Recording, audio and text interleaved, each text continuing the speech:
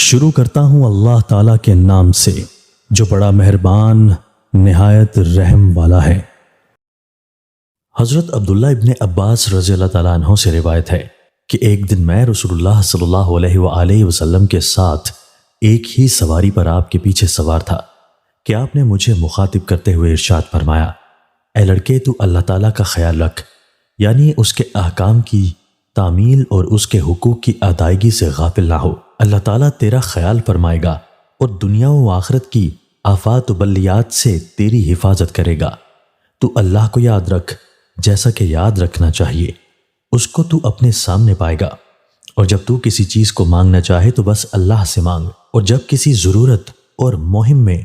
تو مدد کا محتاج اور طالب ہو تو اللہ ہی سے امداد و اعانت طلب کر،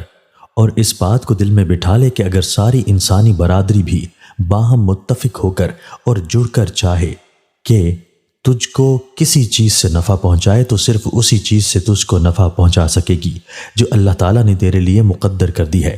اس کے سوا کسی چیز سے نہیں۔ اور اسی طرح اگر ساری انسانی دنیا تجھ کو کسی چیز سے نقصان پہنچانا چاہے تو صرف اسی چیز سے نقصان پہنچا سکے گی جس سے نقصان پہنچنا اللہ تعالیٰ نے پہلے ہی تیرے لیے مقدر کر دیا ہے، اس کے سوا کسی چیز سے تجھے کوئی نقصان نہیں پہنچایا جا سکے گا۔ اٹھ چکے قلم اور خشک بھی ہو چکے۔ محمود بن لبید رضی اللہ تعالیٰ عنہ سے روایت ہے کہ رسول اللہ صلی اللہ علیہ وآلہ وسلم نے فرمایا، مجھے تمہارے بارے میں سب سے زیادہ خطرناک شرک اصغر کا ہے۔ بعض صحابہ نے عرض کیا کہ یا رسول اللہ، شرک اصغر کا کیا مطلب ہے؟ آپ نے ارشاد فرمایا، ریا، یعنی کوئی نیک کام لوگوں کے دکھاوے کے لیے کرنا۔ تشریح: رسول اللہ صلی اللہ علیہ وآلہ وسلم کے ان ارشادات کا اصل مقصد و منشا اپنے امتیوں کو اس خطرہ سے خبردار کرنا ہے تاکہ وہ ہوشیار رہیں اور اس خفیہ قسم کے شرک سے بھی اپنے دلوں کی حفاظت کرتے رہیں۔ ایسا نہ ہو کہ شیطان ان کو اس خفی قسم کے شرک میں مبتلا کر کے تباہ کر دے۔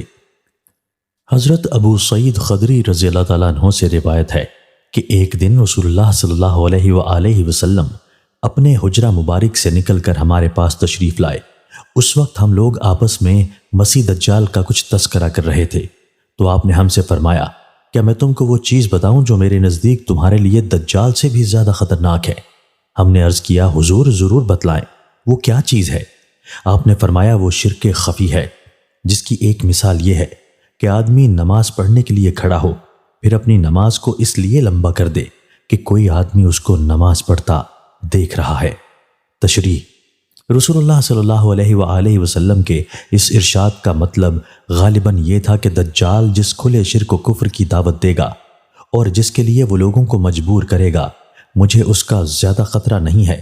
اگر میرا کوئی سچا امتی اس کی بات ماننے کے لیے آمادہ ہوگا،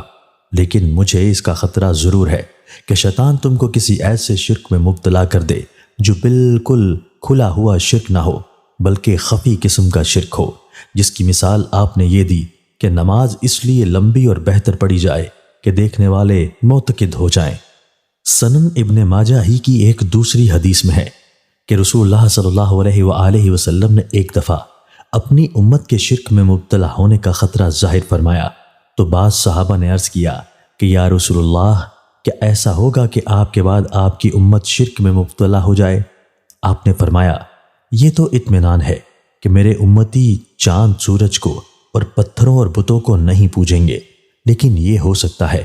اور ہوگا کہ ریا والے شرک میں وہ مبتلا ہوں۔